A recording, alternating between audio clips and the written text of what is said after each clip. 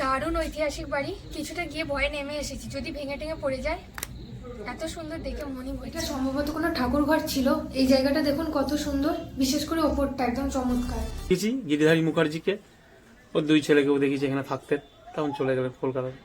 এবং চন্দ্রনগর নাড়ুয়াপাড়াতে আছে, আর একজন বললাম কলকাতা সল্টলেকে আছে। গিয়েছিলাম আমাদের বাড়িতে। হ্যালো ফ্রেন্ডস, পূজা লাইফ জার্নি চ্যানেল থেকে আমি পূজা। আজ চলে এসেছি হুগলি জেলার মগরাতে, প্রায় 400 বছরের পুরনো সুলতানাগাছা জমিদার বাড়িতে। সম্পূর্ণ ইতিহাস জানতে ভিডিওটা কেউ কেটে কেটে দেখবেন না, তাহলে এই জমিদার বাড়ি সম্পর্কিত বহু ইনফরমেশন মিস করে যাবেন।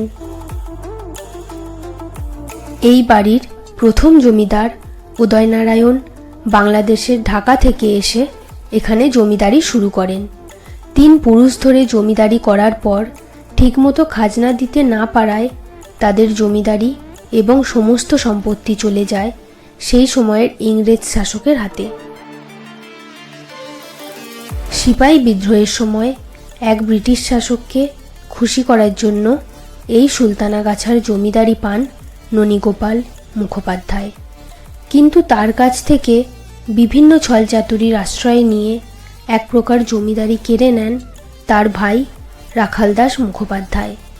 শুরু হয়ে যায় তারপর থেকে প্রজাদের উপর অত্যাচার।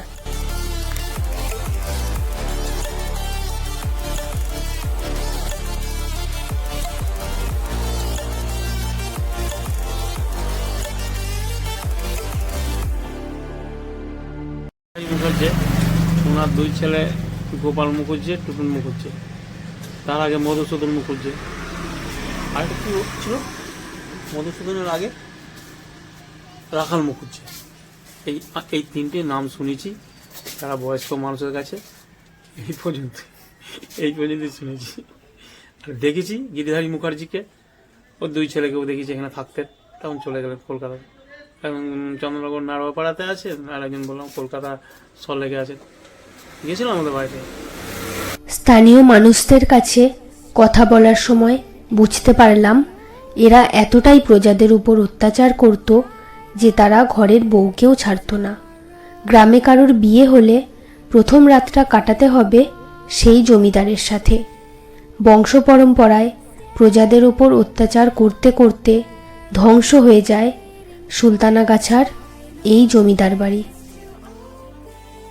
স্থানীয় মানুষদের কাছে এই জমিদার বাড়ির শেষ জমিদার ছিলেন গিরিধারী মুখোপাধ্যায়।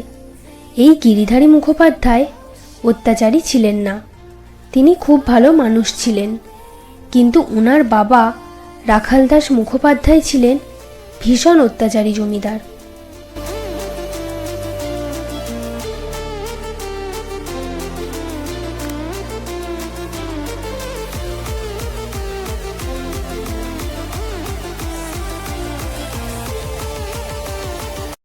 দারুণ ঐতিহাসিক বাড়ি। কিছুটা গিয়ে ভয়ে নেমে এসেছি, যদি ভেঙে টেঙে পড়ে যায়। এত সুন্দর দেখে মনে হচ্ছে না। পুকুর থেকে কেউ মাছ ধরলে শাস্তি হিসেবে তাকে ফেলে দেওয়া হতো অন্ধকার এক কুয়োর মধ্যে। প্রজাদের চোখের জল আর অভিশাপে আস্তে আস্তে ধ্বংস হয়ে যায় সুলতানাগাছার এই জমিদার বাড়ি। অভিশপ্ত এই জমিদার বাড়ি এখন নেশাখোরদের এক প্রকার আখড়া হয়ে উঠেছে। বহু দূর থেকে মানুষজন আসেন এই বাড়িটি দেখার জন্য। তাদের উদ্দেশ্যে আমি বলবো দিনের বেলা আসবেন, কিন্তু বাড়ির উপরে উঠবেন না। বাড়ির পরিস্থিতি খুবই ভগ্নপ্রায়, যে কোনো মুহূর্তে ভেঙে পড়তে পারে। বাড়িতে কোনো সাপোর্ট নেই, দরজা জানালা এমনকি ইট পর্যন্ত চুরি করে নিয়ে গেছে। বাড়িটি এখন হয়ে উঠেছে ধ্বংসের লীলাক্ষেত্র। এটা সম্ভবত কোনো ঠাকুর ঘর ছিল। এই জায়গাটা দেখুন কত সুন্দর, বিশেষ করে ওপরটা একদম চমৎকার। সম্পূর্ণ নেশাখোরদের দখলে এখন এই জমিদার বাড়ি।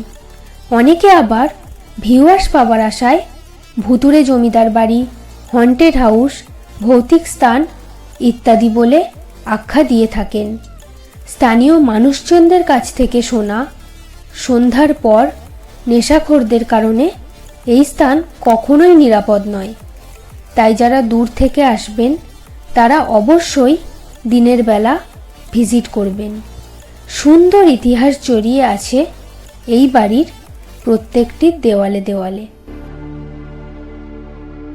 হাওড়া স্টেশন থেকে মেন লাইনের বর্ধমান লোকাল ধরে মগরা স্টেশন, সেখান থেকে টোটো ধরে 5 কিলোমিটার এই সুলতানাগাছার অভিশপ্ত জমিদার বাড়ি। স্থানীয় মানুষদের কাছ থেকে যতটুকু ইতিহাস এই জমিদার বাড়ির সম্বন্ধে জানতে পারলাম তা আপনাদেরকে শেয়ার করলাম। তো এই ছিল আমাদের আজকের ভিডিও, অভিশপ্ত সুলতানাগাছা জমিদার বাড়ির ইতিহাস। চ্যানেলে নতুন হলে সাবস্ক্রাইব করতে ভুলবেন না। খুব শিগগিরই দেখা হচ্ছে আরও একটি ইনফরমেশনমূলক ভিডিও নিয়ে।